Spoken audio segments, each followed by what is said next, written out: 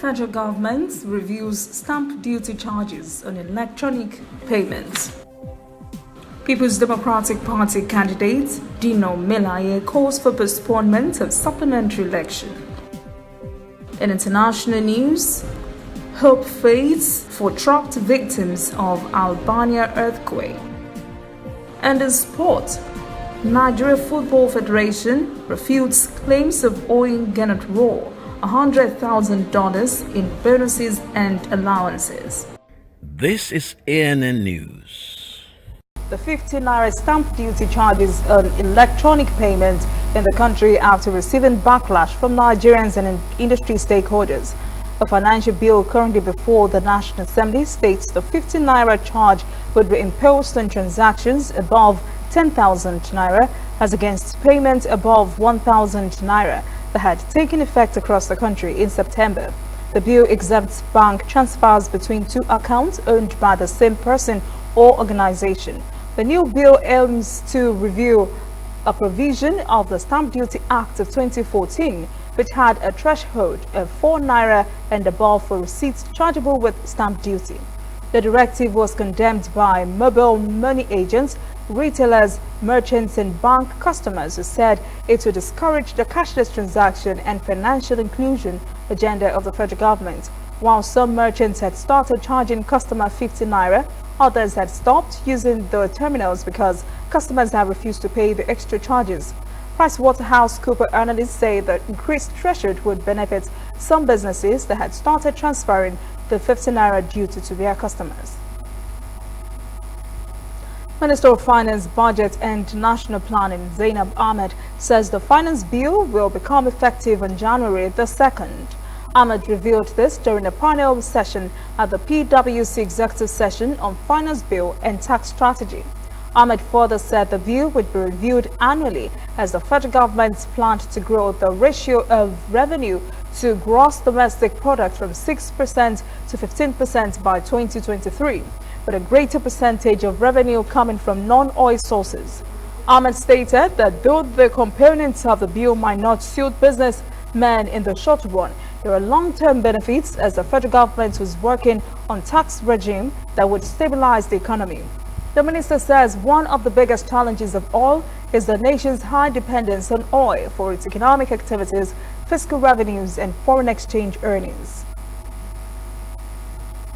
People's Democratic Party's senatorial candidate Dino Melaye is asking INEC for the postponement of the Kogi West supplementary election scheduled for Saturday.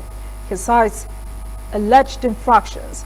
Melaye says the Independent National Electoral Commission, INEC, did not cancel the election in many places where there were irregularities, including the areas where he said helicopter was hovering around the local Goma area of Lokoja and Adankolo, where 3 people were killed. Melaye spoke with journalists in Abuja after submitting what he described as additional petition to INEC Chairman Professor Mahmoud Yakubu.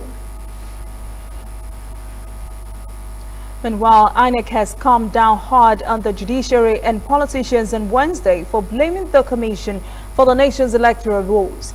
The Commission says the introduction of smart card readers, which were supposed to be the game changers, had outlived its usefulness. INEC National Commissioners Festus Okoye and Haruna Mohammed gave the agency's position on these issues at the Nigeria Civil Society Situation Rooms review of the Kogi and Bayelsa States governorship elections in Abuja on Wednesday. INEC also says the agency does not have the power to cancel an election after it has been held. Okoye said the smart card reader has lost relevance because even the courts do not recognize it as a means to prove overvoting. He said the courts still rely on voter register and election results for proving overvoting. The Federal Road Safety Corps has clarified its position on the use of Google Maps while driving.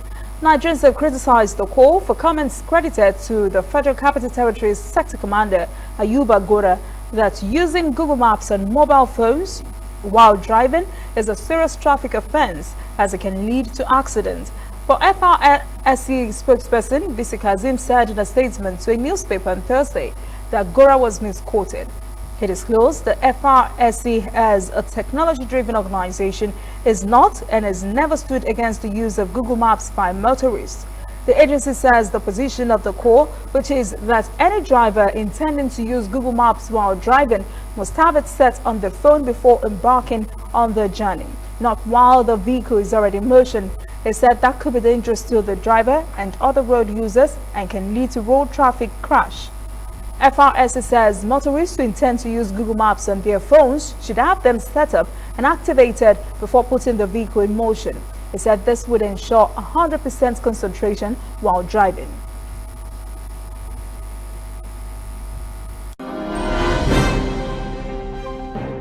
Coming up, African stories.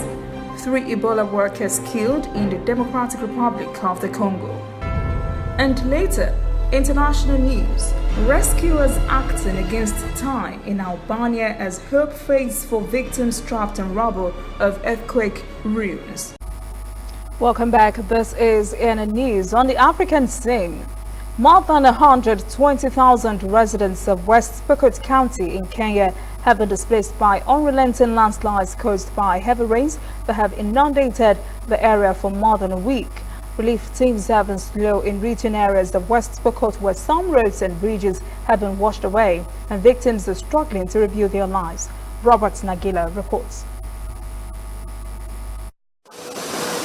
Roads cut off, vital linkages destroyed, power lines brought down by the sheer force of mud and sand.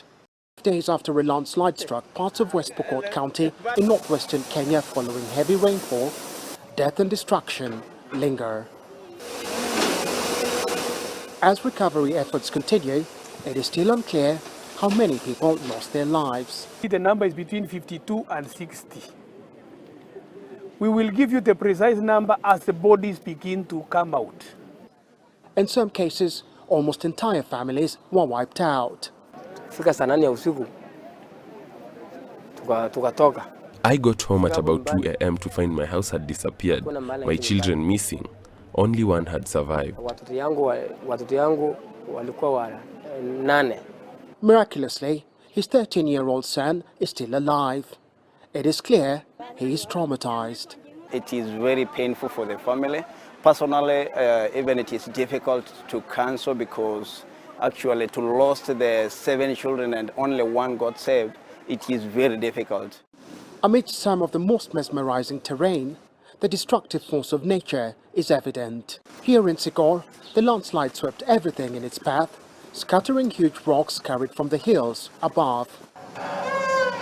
At least 20,000 homes were destroyed, displacing over 80,000 people.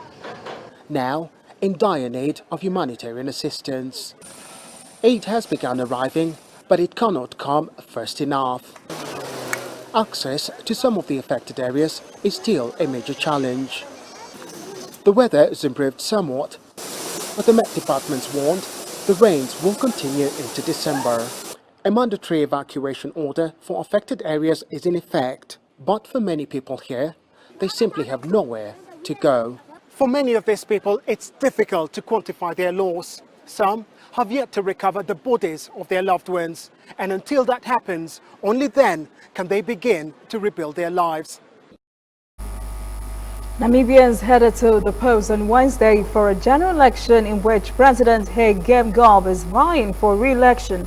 His first term was marred by a recession that stirred anger against the Southwest Africa People's Organization, which has ruled the country since independence from South Africa in 1990. Angela Coppola is on Windhoek. The elections in Namibia started on time for most voters and polling stations, but there were a couple of hiccups.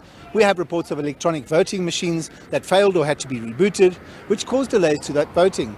But the country's political party leadership, that process was a lot more straightforward on Wednesday, as they were simply bumped to the front of the queue, cast their vote, and were done inside of 5 minutes. The country's president was in an especially buoyant mood as he voted at a primary school in Windhoek. Let's see what he has to say. Mr. President, who did you vote for? There's a tall guy I saw there, so I just pressed him. Thank you, sir. Appreciate your time. There's no secrets in voting for myself. But not everyone was upbeat, as some voters struggled with the equipment and making their choices, while others have waited for hours in that scorching sun. It's very slow at the moment, and you can see that there are really people who are struggling. So you wonder, how did they do the voters' education? Because really, the people before me, it was clear that they did not know what to do at all.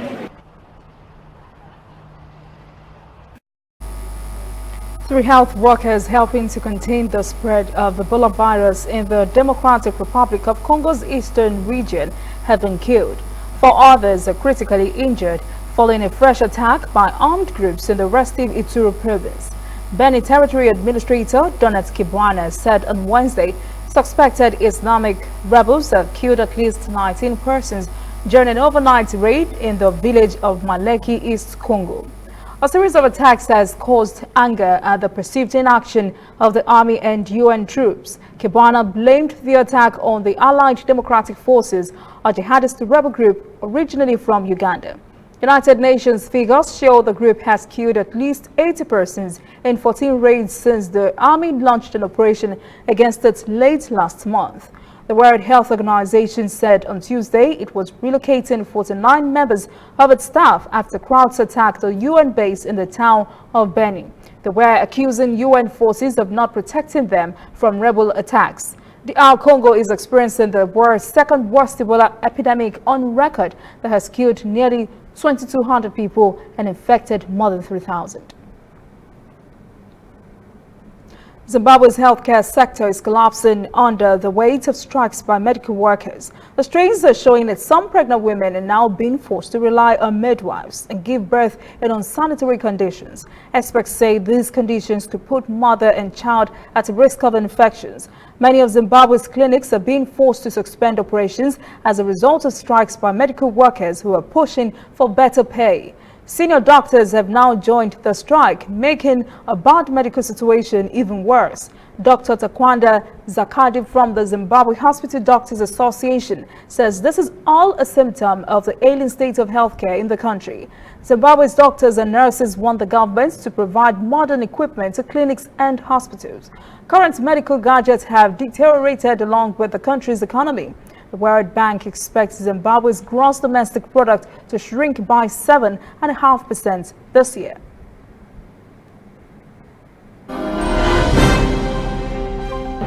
When we return, international news. Rescuers acting against time in Albania as hope fades for victims trapped in rubble of earthquake ruins. And later, sports. NFF queries gun war over breach of contracts. Welcome back. This is ANN News. Now to international stories. Rescue workers in Albania said on Thursday they don't believe anyone else could be found alive beneath the rubble of collapsed buildings in Albania, 2 days after a deadly quake struck the country's Adriatic city. The death toll has increased to 40 and more bodies have been pulled from the ruins. More than 650 persons were injured in the 6.4 magnitude earthquake that struck before dawn on Tuesday in the city of Durrës, 20 miles west of the capital, Tirana. Alhoza Milankovic reports. Desperate rescue efforts in the village of Thumane.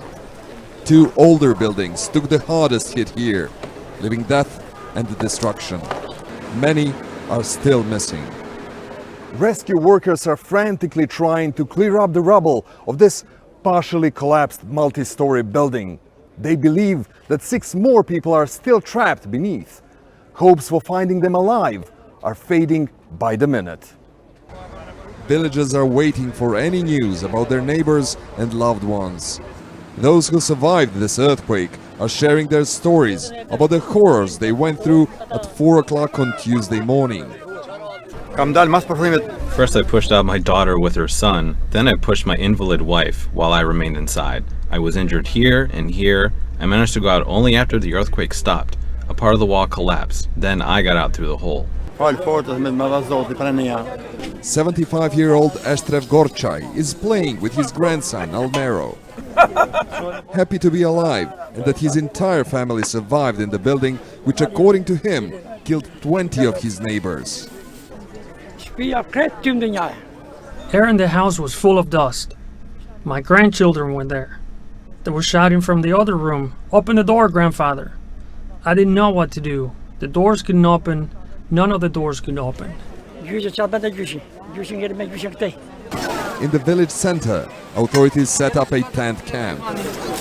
It is the only shelter for those left homeless, those injured and afraid of what will happen next. Help is arriving from all over the country, and politicians are promising that their houses will be rebuilt. Lost lives, though, cannot be replaced. China has warned the United States it would take firm countermeasures in response to U.S. new legislation backing anti-government protesters in Hong Kong. The U.S. rival says attempts to interfere in the Chinese-ruled city were doomed to fail. The bill was signed into law by President Donald Trump on Wednesday, despite objections from Beijing, and in the middle of searching for a deal to end the economically damaged trade war between the two countries. The law requires the State Department to certify, at least annually, that Hong Kong is autonomous enough to justify favorable U.S. trading terms that have helped it become a world financial center. It also threatens sanctions for human rights violations. Hong Kong's Beijing-backed government said the legislation sent the wrong signal to demonstrators and clearly interfered with the city's internal affairs. Anti-government protests have roiled the former British colony for 6 months, at times forcing businesses, governments, schools, and even the international airport to close. 16 protesters were shot dead by Iraqi security forces on Thursday in the southern city of Nasiriyah, and authorities have imposed a curfew in Najaf after demonstrators burned its Iranian consulate. Joint military-civilian crisis cells have been set up by authorities to try to stem unrest. A paramilitary commander has vowed to use force to stop any attack against Shiite Muslim religious authorities. The burning of the consulate in Najaf, the southern holy city, has caused violence to increase in Iraq after weeks of mass demonstrations that aim to bring down a government they believe is corrupt and backed by Tehran. The inability of Iraq's government and political class to deal with the unrest and answer protesters' demands have fueled public anger. Prime Minister Adi Abdul Mahdi has promised electoral and anti-corruption reform, but he has barely begun delivering, while security forces shot dead hundreds of mostly peaceful demonstrators in the streets of Baghdad and southern cities. The World Meteorological Organization says greenhouse gases in the Earth's atmosphere has hit a new record high last year, surpassing the average yearly increase of the last decade. The United Nations agency said on Monday concentrations are showing no sign of a slowdown, let alone a decline. Greenhouse gas emissions surged to a record level last year, according to the United Nations Environment Programme's report. The Emissions Gap report warns that global temperatures could rise more than twice the globally agreed warming limit if nothing is done. The study measures the amount of emission cuts that are needed to limit global temperature rises to 1.5 degrees Celsius as agreed in the key 2015 Paris Agreement. But the latest figures show that more action needs to be taken and faster. On the annual basis, cuts in emissions have to rise to 7.6% per year from 2020 to 2030 to meet the Paris target. Now, because of climate procrastination, which we have essentially had during these 10 years, we are looking at a 7.6% reduction every year. Is that possible? Absolutely. Will it take political will? Yes. Will we need to have the private sector lean in? Yes. But the science tells us that we can do this. The report says that G20 nations collectively account to 78% of all emissions, but of them, only 5 nations have committed to a long-term zero emissions target. According to the UN, all nations must substantially increase ambition in their nationally determined contributions. There are solutions available to make the Paris goals possible, and some countries such as China and India have been successful at implementing them. However, these solutions are not being deployed fast enough or at a sufficiently large scale by many other countries. The report comes on the eve of a 2020 deadline when nations are due to set more ambitious emission cuts pledges. Up next, sports. Nigeria Football Federation refutes claims of owing Gannett Raw $100,000 in bonuses and allowances. Please stay with us. Welcome back. This is ANN News in Sport. The Nigeria Football Federation has refuted claims it owes Super Eagles coach Gannett Raw close to $100,000 in bonuses and allowances. NFF says it owes the German national $30,000. This was disclosed in an NFF press statement on Wednesday. The Federation says it will soon pay the coach the outstanding amount after interfacing with its financial advisors and sponsors. African basketball champions Nigeria will face Serbia, Mozambique and world #1 USA in the battle for a spot at the 2020 Olympic Games in Tokyo. This was revealed at a brief ceremony held in Switzerland on Wednesday to jumpstart the Olympics tournament qualification race. The Tigers will play in Belgrade after being drawn in Group A. Nigeria Basketball Federation President Musa Kida says qualification for the 2020 Olympics is possible, despite admitting it was a difficult draw. Kida expressed the hope that the Tigers' position as reigning African champions will count when they start the qualifiers. That is ANN News this evening. Thank you for joining us. For details on these and other breaking stories, visit our website, annafrica.news. Conversation continues on our social media platforms, Twitter, Instagram, and Facebook at ANN Africa TV.